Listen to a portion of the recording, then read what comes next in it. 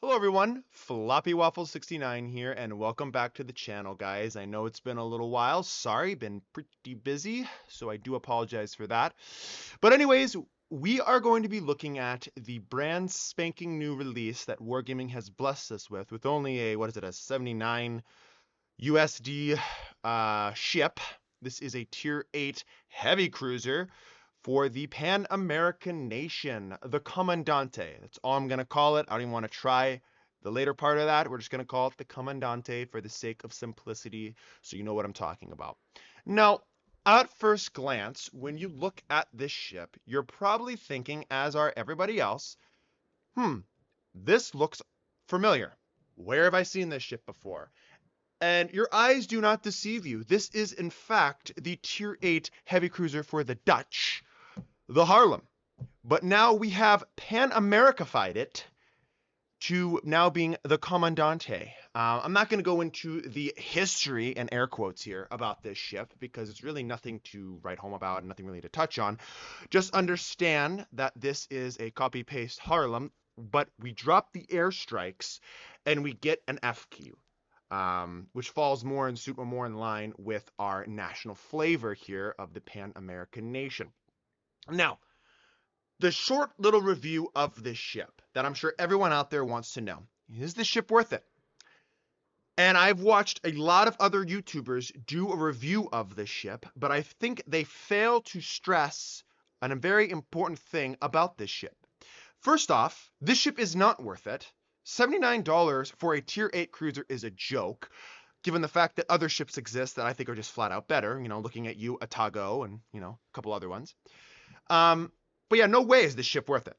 A ship that is so reliant on an F key to make it viable is incredibly frustrating to me and should no way, shape, or form be a viable ship. And that's in ship. And that's speaking for randoms and speaking for ranked. Okay, I've played a lot of games in this ship, guys, a lot of games, and I understand how to make this ship work. But there is a little bit of a caveat here with this. When this ship doesn't have its F key up, the ship is average at best. And I'll be honest, I'm gonna flat out say average at best. I don't think this ship is really that impactful on the battle.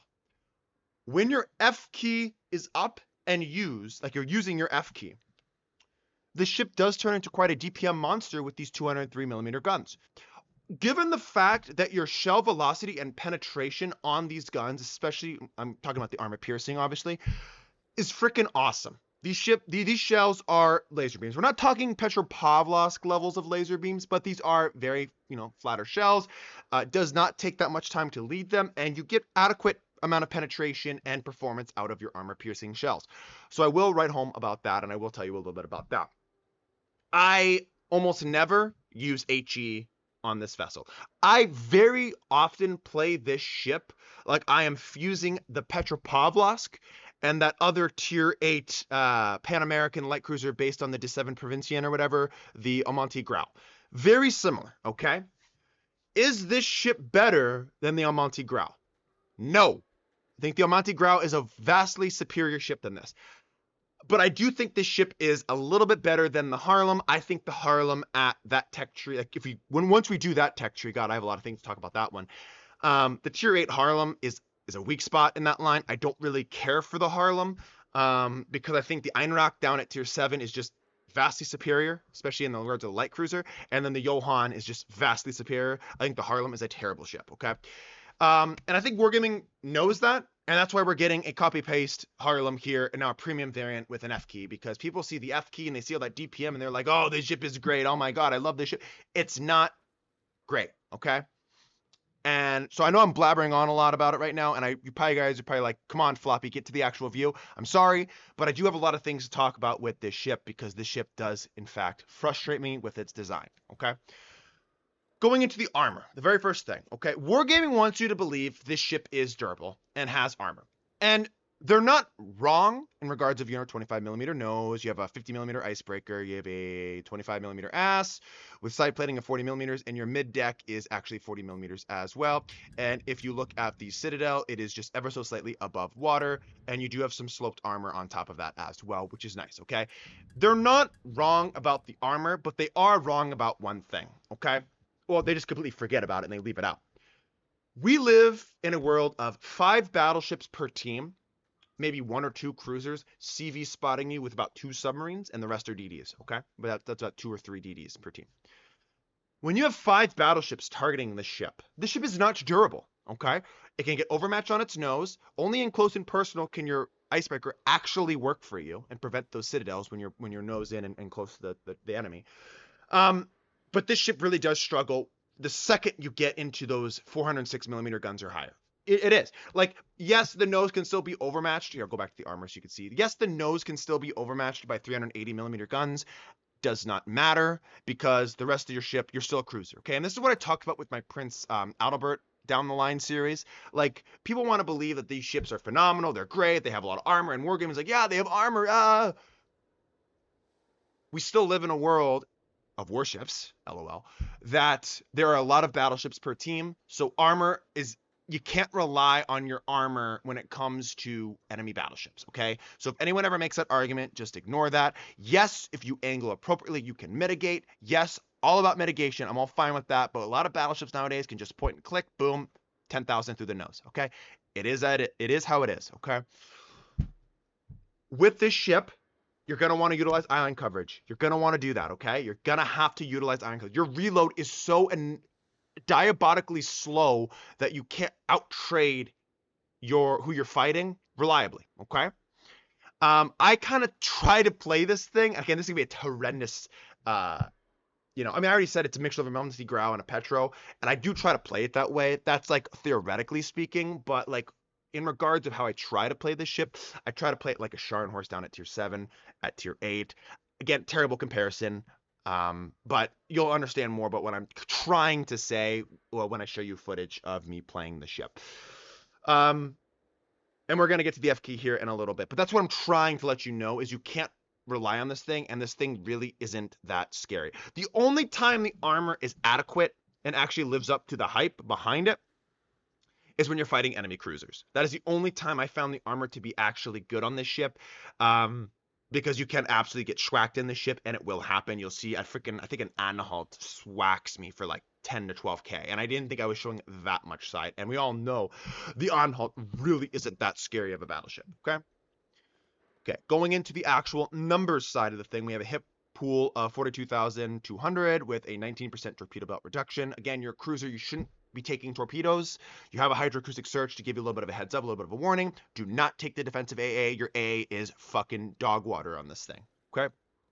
Going into the main battery, 203 millimeter gun mounts. You have the 3x3 loaded, as you can see here. Okay, gun firing angles aren't that bad. I can make them work. It's nothing like to really write home about, okay? An abysmal reload time of 18.5 seconds. And the reason you're picking up this abysmal reload time is because we have a gimmick, and that is our F key, which is going to reduce that reload by, I think it's like 70 or 80. I think it's 70%. Yeah, like, this thing lives around its gimmick. The second you are forced in situations outside of the gimmick, you are pretty damn dog shit, okay? That's what I'm trying to tell you guys. 180-degree turn time of 22.5 seconds with a kind of a lower range of 15.1. That's not a good range at all, okay? So, again, this is telling you kind of want to play up in the front of the battle, supporting your destroyers and schwacking enemy cruisers. And I do find this thing to be good at schwacking enemy cruisers. The problem is you have one salvo when your F key's not up. You have one salvo to catch a cruiser before he turns and kites you. That's it, okay? Now, I do want to talk a little bit about the armor piercing because this thing does have slightly increased ricochet angles. Your Harlem, for example, only has 45 to 60, which is, again, it's very standard for, I think, all cruisers in this game. The second you have improved ricochet angles on this thing, the Comandante is picking up 50 to 65. So you have a little bit of a wider range, just slightly moved up, that you can still catch ships and theoretically sit at them and get those full penetration values, okay? You will notice this. So again, hence furthering why you should only really be using the armor piercing. The HE I only found to be useful when shooting enemy destroyers or battleships at my max range. Even then, I can shoot AP and chunk their superstructure and still get those 4 to 6k volleys, which is what I'm looking to do anyways, okay? High explosive, 2700 damage with a chance of setting target on fire, which is 11%. That's bad, okay? Flat out terrible. You only get averaging about 3.2 fires a minute, okay? Remember, you're reloading in 18.5 seconds. Giving you that 11% chance fire is not good. Now, the second you have that F key procced, that substantially goes up. So again, hence furthering why you want the F key up, especially when engaging enemy targets and letting them feel that in regards of your DPM, right? You could go ahead and penetrate 34 millimeters of armor, again, which is standard for 203 millimeter guns. Your maximum damage on your armor piercing is 4550. Again, both your initial shell velocities coming out of the barrel is 925 meters a second, which again is pretty damn fast. So you shouldn't have to lead the target by that much in order to get your shells to land where you want them to land on the target. Again, your range is only 15.1, so you have that shorter range to play around with that increased shell velocity. Okay, going into your AA defense, I really don't want to touch too much on it. Just know that this thing struggles to shoot down planes unless you're going against a tier 6 carrier. You should be fine. With your defensive AA fire up, I did try a game with it. I'm still not getting the damage that I would want from my Comandante in order to do. The Harlem drastically beats this thing in regards of its anti-aircraft fire. Well, not drastically, but it's just going to perform better in my opinion, and that's what I've noticed.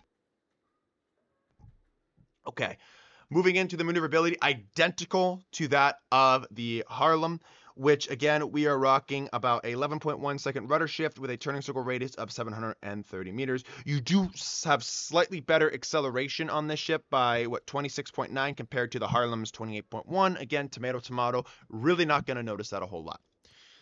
Going into the concealment value of the ship, standard, you're coming at 13.26.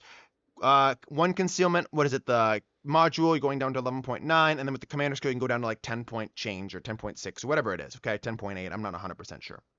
I don't do that. The reason I don't do that is because I'd rather pick up the pop mod in order to go forward backwards. It actually allows the survivability of the ship a little bit more, which gives me some leeway when playing around islands, utilizing my shorter range, okay? If I had a spotter plane on this ship, whole different story. Maybe I'd be more in the kited position. Maybe I can make that work. But again, with my improved armor piercing slightly and my shell velocity and my shorter range, I want to play more towards the front of the flank. Okay, that's what I really want to make this ship work. That's what you got to do. Okay, and that's basically the hard numbers of the Comandante, guys. There's really nothing that much to touch on with the ship other than if we go to the equipment section, you can see here it is, the list of equipment that I do take on all 5 of my slots. This is the build that I highly recommend. And again, furthering along with your damage control party, your heal, which is not an improved heal, it's standardized heal, and your hydroacoustic search, which again is standard for the tier. I do want to touch on the immediate main battery reload F key on this ship, okay? So it lasts about 20 seconds, and it does indeed reduce your main battery reload time by 70%. So you're packing around, I don't really want to do the math in my head, around a 5 second, just under, I think it's just over 5 second reload on this ship, which is more than enough to crank out a lot of DPM, a lot of solid armor piercing, 203 millimeters armor piercing. That's 9 shells going to range theoretically that you can dish out in a smaller amount of time. I think it averages out to around 4 to 5 salvos that you can get off in this immediate main battery reload booster. Okay, in order to have your activation conditions, so charging that F key, you have to receive 1000 HP of potential damage. Don't pay too much mind to this, because I think you're more likely going to be hitting the enemy ship with main battery shells, which is going to charge you for 1%. The best way to do this, in my opinion, is the Dutch. When the Dutch drop you with airstrikes or aircraft carrier games or anything like that, that'll significantly increase your main battery reload charge time considerably, just because of that potential damage and potential stuff that you're going to be taking from those airstrikes. Again, you're going to start losing your progress after 50 seconds, and you lose about 5% of your charge after those 50 seconds have expired after that. So Again, this ship heavily relies on this F key. If you don't have this F key, this ship, in my opinion, is pretty trash. Okay. But that's basically the number side of the Comandante. Let's see what this ship can do in game, guys. Alright guys, and the first clip I have is just to highlight the F key and the potential you have with the ship once you charge it, but I also want to demonstrate just how anemic this reload feels and is when you are also, shooting it without the F key proc. It is abysmal and it is painful, guys.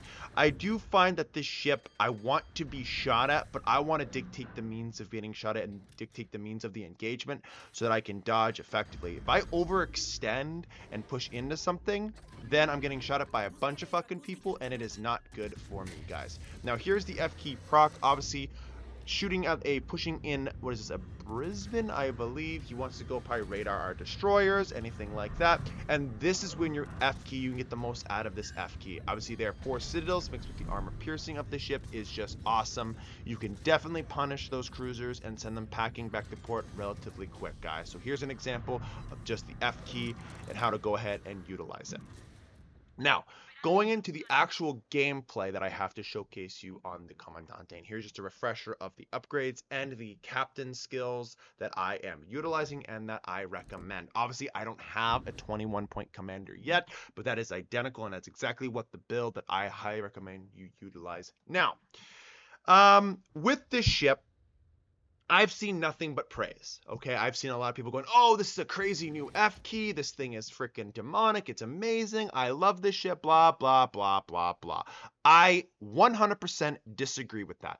This ship is solely reliant on the F key and is painful to play without that F key proc. So that means this ship takes a smart cruiser player or just World of Warships player in general that knows the maps and knows to position the cruiser, knows how to position the cruiser and knows minimap awareness and all that stuff, okay? If you don't have that, this ship is going to be a struggle, and I highly recommend there is a boatload, no pun intended, of other premium ships worth getting, especially if you're in the market for a new tier 8 premium cruiser. Better stuff out there for you. Now, I need to clarify the prices on how to obtain the ship, okay? Obviously, the Admiral bundle of $79 you can obtain if you want to buy the ship outright, which again, if you absolutely want the ship, that is probably the best way to do it. But I believe there is also, or still is, a way you could gamble, was it 1,500 doubloons, and have take a spin on the Russian roulette table or whatever it is, see if you can get lucky enough to get this ship, okay? I just don't understand why we just can't sell the ship directly outright anymore. We have to put all this fucking stupid fluff in there that really nobody wants anyways, and we could drive the price down to like maybe $49.99 if that's what we really want to do, wargaming. You know what I mean? I think it's stupid, and I think it's a scummy tactic that they're trying to do, and people fall for it hook, line, and sinker, okay? I understand the idea of the freemium model is for microtransactions to take place, and the idea is obviously as a company, they have to make money in order to keep developing the product. 100% okay with that, but I also think there needs to be a fine line drawn and understand that the absolute price hikes and inflation that's hitting the World of Warships premium store is fucking ludicrous to me. Okay, it's absolutely fucking ludicrous to me. So, obviously here in this game is an example of being and playing aggressive. I can just see by the mini-map I can get away with this. I think the NCs on the other flank are too busy on their flank, so they're really not going to be focusing on this kind of middle to outer push that I'm doing here in my Aguirre, which again is the way to do it and way to play the ship. Now, I obviously don't recommend playing this aggressive all the time. I think it is harder to execute than people give it credit for. But again, I just read the mini-map, which I highly recommend you do. It's in my tips and tricks videos. Read the mini-map and make the decision appropriately. Don't be overly aggressive and push something when you know, and you can see in the mini-map is like half the enemy team or more is on the flank. That's just stupid. You're throwing your ship away for no reason, okay? You have to be smart, read the mini-map, and make that decision, I would say within the first 2 to 3 minutes of the game. Let the battle play out a little bit. Get some intelligence data, hopefully your team is spotting for you, and support your teammates. And again, making this push is good because this allows me to now push from the inside, so someone's got to be showing me broadside, and especially for my armor piercing and the way this ship really works in regards of its armor piercing, this is really playing into my favor. Now here's an example of the what is it, fry high or whatever the hell you say it. Again, when your shell velocity is so good, you do hit nothing but water a lot, or you get overpens. So I just fixed my aim by aiming slightly ever up. Again, it's still getting overpens because my initial velocity is just so damn good. Love that mechanic in game wargaming. That's always fun and great. And we're able to take out the fry high with this ship because we're being aggressive and we push him out of his smoke screen. Again, if we don't deal with that ship, it is going to be a very much of a nuisance to the guy dropping airstrikes all fucking game. So again, we can go ahead and take that guy out ASAP. Now, thank God the Brandenburg with his 305mm guns is shooting armor piercing at our nose because he can't overmatch us with that armor piercing. So we're going to go ahead and try to deflect most of that AP salvo, or most of this, the vast majority of the armor piercing salvos towards our nose and or belt armor. So we're going to hopefully get those ricochets, and he's going to be doing very medial or minimal amounts of damage to my ship in its entirety. So, talking more about the ship. Okay, I've already mentioned that I don't believe this ship is worth it, and I believe there are very good alternatives to obtain in the armory that are just flat out better, and you're going to have more enjoyable experiences with in game. I also believe that there's alternatives that are going to be better suited for all sorts of maps and engagements, and the Comandante is one of those ships that just isn't. Okay, the ship is heavily reliant on the map and the map you pull, and obviously when it gets into a double up tier, it is a little bit of a painful experience. And again, mostly that statement's, I guess, applicable to the vast majority of cruisers that get into the double up tier. Again, we have no super heal, we have no smoke, so this thing is really going to come down to you understanding how the game works and reading the mini-map and the battle appropriately in order to position your ships. Again, knowing when to push out and take those chances to get the most out of this ship. Obviously, we switched to HE here to try and do the most amount of damage possible to what is this, the least fan task, and that was a good time to do so. Obviously, after we finish off, hopefully we're trying to finish off this leaf on task. I don't think we end up doing that. We go right back to the armor piercing because, again, when it comes to this ship, that is the superior ammunition type. Now, this is also another ship that I find your battle totals, you really can't get that, like, consistently, okay? Consistently. There's that once in a blue moon game you're going to get when the Red Sea parts and the stars align, you're going to get 100,000 damage or more game. Yes, it's going to happen. But I would say consecutively and consistently, you're not doing high damage games. Very applicable to like the semi-armor piercing slinging Venezia line, aka not the Venezia though, because of your low damage per minute. Again, you don't have sap shells, so you're not, there's like no alpha, mitigation of that slow reload, right, for this ship. But that being said, I just find myself not doing that much damage to the ship. It's a good bursting ship in regards of like guerrilla warfare. Every now and then you hit and you run, or you pull back, whatever. But reliably just doing consistent damage to the enemy team is just a no bueno. It's just not going to happen in this ship. This ship is really going to be reliant on knowing the minimap and knowing when you can go ahead and take those risks, and then knowing when to pop that F key too. I know I showed an example early on here about doing it with the Brisbane, and then here in game you saw another example again with the DD. Now obviously the dispersion values of this ship, which I didn't really touch on, and I'll go ahead and briefly mention the dispersion values of the ship. It has 2.0 sigma. Again, the dispersion isn't bad, okay? I believe you have standardized cruiser dispersion on the ship. Again, when you're reaching out to 15.1 kilometers, I think you have a horizontal dispersion of around 137 meters with a vertical of 82. So your shells are more inclined to spread out like a shotgun rather than they are to go up or down, if that makes sense, right?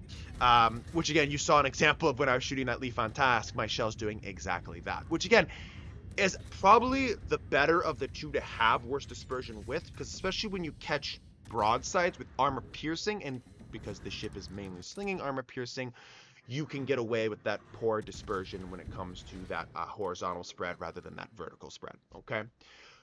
Moving into my final thoughts about the ship. One, do not buy the ship, okay? If you're lucky enough to gamble and it's your first or second pull, yeah, honestly, congratulations to you, because you guys have way better luck than I do. But that's really the only time that I found the ship to be worth it, is when you have that scenario presented to you. The AP is great. Definitely make use of that. I would stay clear of the HE because it's just not worth slinging. You don't have the damage and or the fire setting potential with the ship. It's just really not that good with this particular ship, guys. So anyways, I hope you enjoyed the review of the ship. Stay tuned for more, and I will catch you all in the next video. Have a good rest of your day, guys, and peace out.